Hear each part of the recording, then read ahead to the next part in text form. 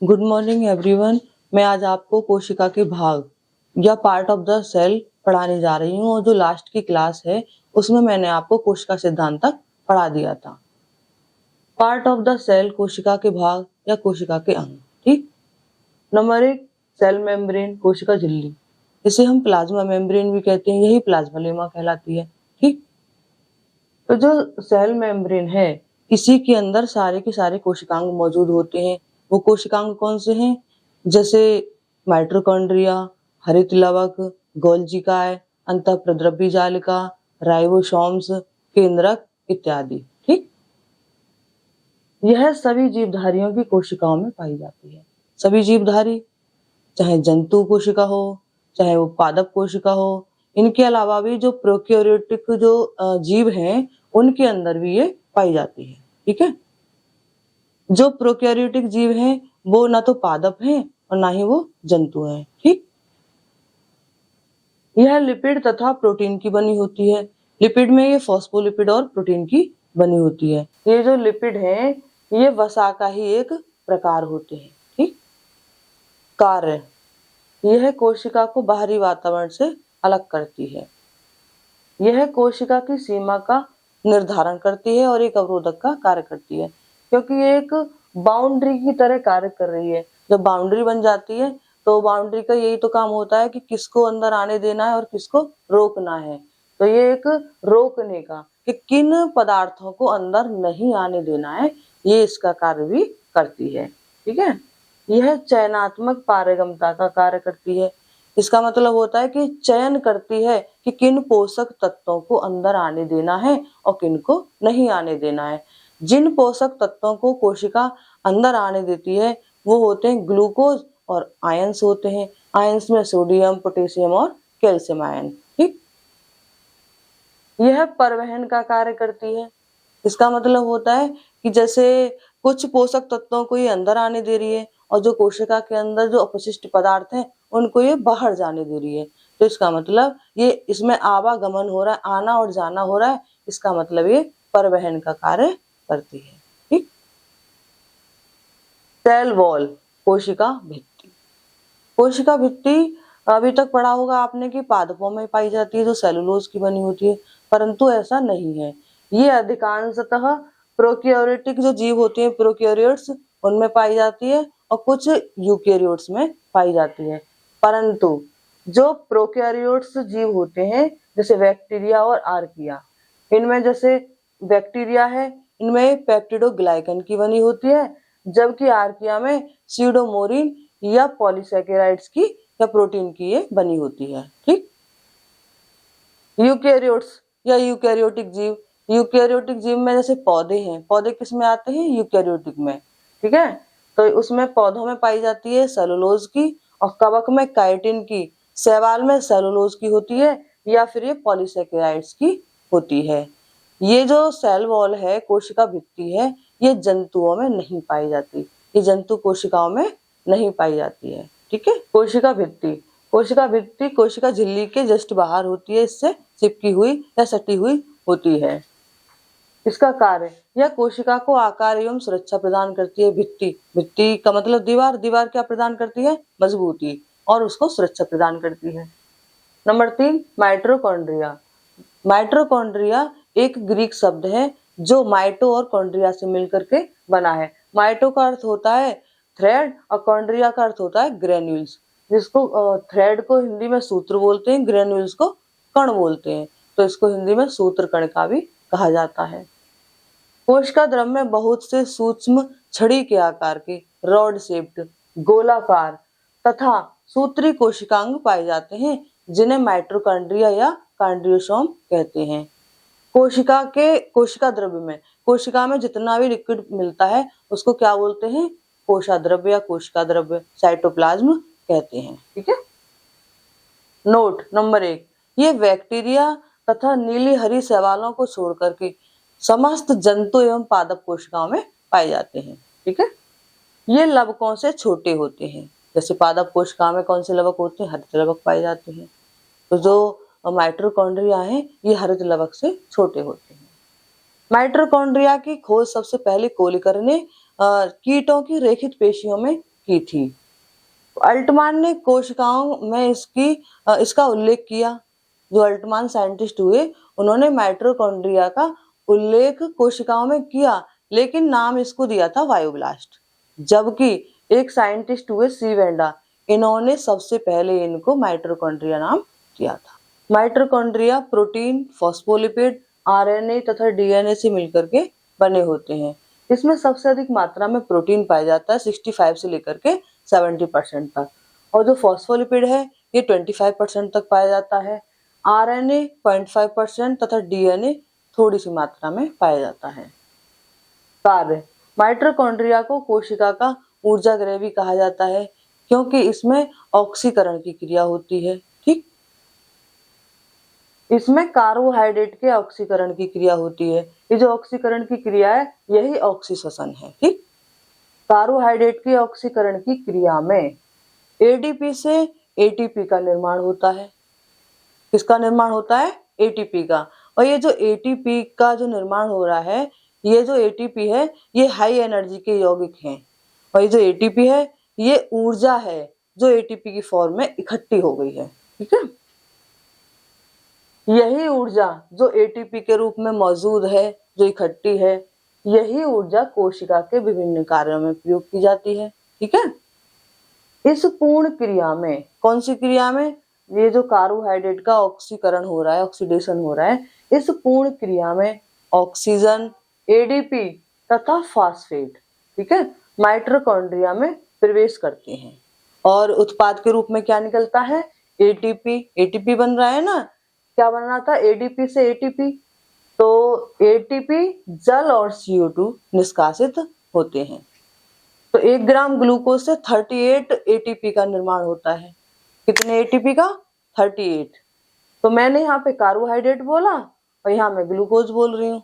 इसका मतलब जो ग्लूकोज है वो कार्बोहाइड्रेट का ही एक फॉर्म होता है, एक प्रकार होता है। ठीक है, एडीपी, एडीपी की फुल फॉर्म है एडिनोसिन डाइफॉस्फेट, और जो एटीपी है इसकी फुल फॉर्म है एडिनोसिन ट्राइफॉस्फेट। ठीक है, नोट: क्रेब्स चक्र माइटोकॉन्ड्रिया के मैट्रिक्स में पाया जाता है, मैट्रिक्स में होता है। यह कोशिकीय श्वसन का एक महत्वपूर्ण भाग है, महत्वपूर्ण हिस्सा है। ठीक है, ये माइटोकॉन्ड्रिया का एक चित्र है, पिक्चर है। इसमें ये राइबोसोम्स हैं, डीएनए इसमें मिलता है। ठीक है, ये मैट्रिक्स है।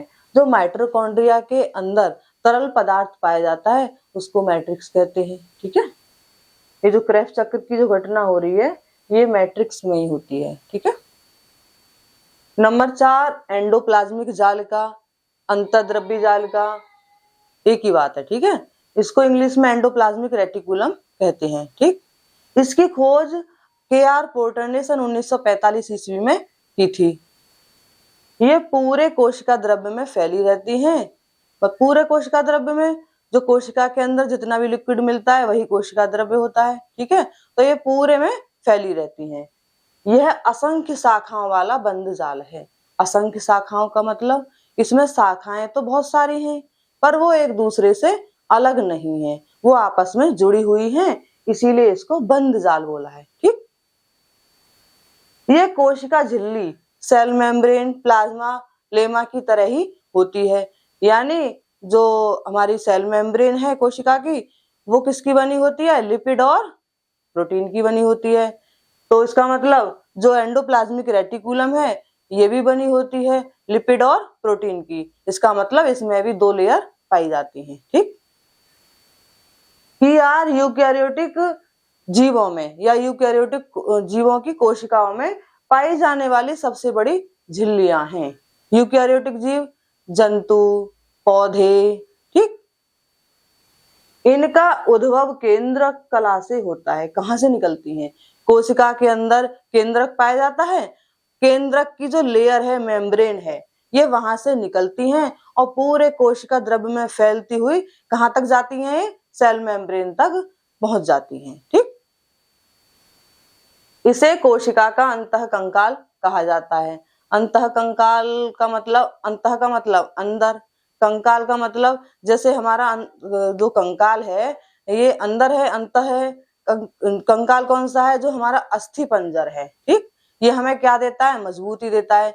इसी तरह से एंडोप्लाज्मिक रेटिकुलम भी कोशिका को अंदर से मजबूती देती है, इसीलिए इसको अंतःकंकाल कहा जाता है। ठीक, इसकी जो पकड़ है एंडोप्लाज्मिक रेटिकुलम की, वो पूरे कोशिका द्रव्य पर होती है।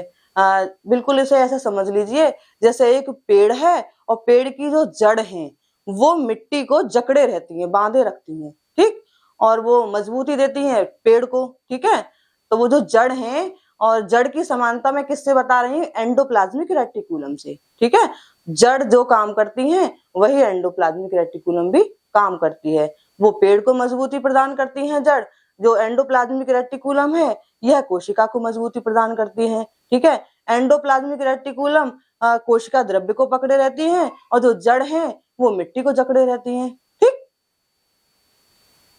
आकृति के आधार पर एंडोप्लाज्मिक रेटिकुलम 3 प्रकार की होती है।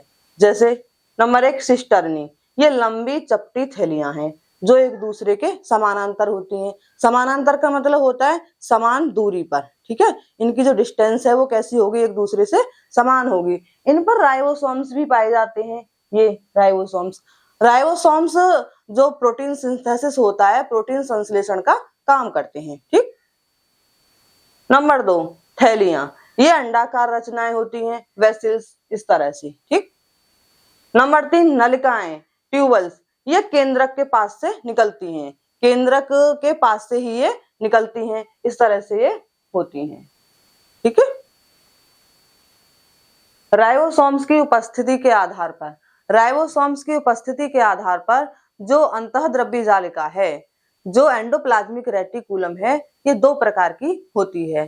जैसे नंबर 1 चिकनी अंतःद्रव्य जालिका, स्मूथ एंडोप्लाज्मिक रेटिकुलम, इसका शॉर्ट फॉर्म है SER। ठीक, इनकी कला सपाट होती है।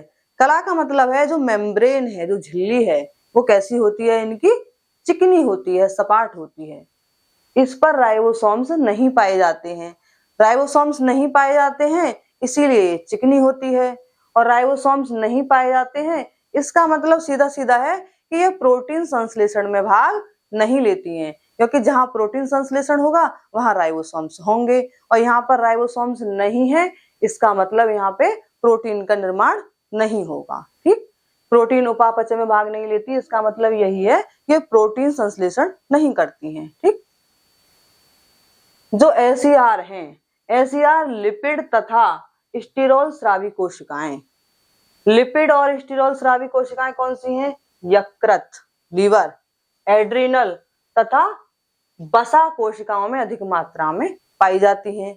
जो एड्रिनल ग्लैंड हैं ये हमारी दोनों किडनियों से ऊपर, और जो पसलियां हैं, रिब्स हैं, उनसे नीचे पाई जाती हैं। ठीक, वसा कोशिकाएं हमारी स्किन में पाई जाती हैं। ठीक, तो मैंने कहा यहाँ पे ये SER लिपिड वसा, ये जो वसा है लिपिड का ही एक प्रकार है। ठीक, तथा स्टीरोल क्या होता है, स्टीरोल जैसे कोलेस्ट्रॉल हो गया या फाइटोस्टीरोल हो गया।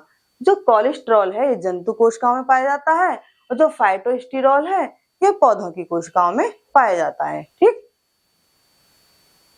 नोट, इसमें लिपिड एवं स्टीरोल का संश्लेषण होता है। लिपिड मतलब वसा बनाती हैं, स्टीरोल मतलब कोलेस्ट्रॉल और फाइटोस्टीरोल का निर्माण करती हैं। ठीक,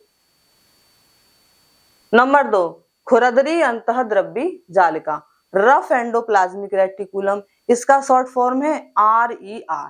ठीक, इनकी सतह पर राइबोसोम्स पाए जाते हैं जो प्रोटीन का संश्लेषण करते हैं। जैसे मैंने अभी बताया कि राइबोसोम्स ही प्रोटीन का निर्माण करते हैं। ठीक, तो ये राइबोसोम्स की उपस्थिति के कारण ही कैसी है, खुरदरी है।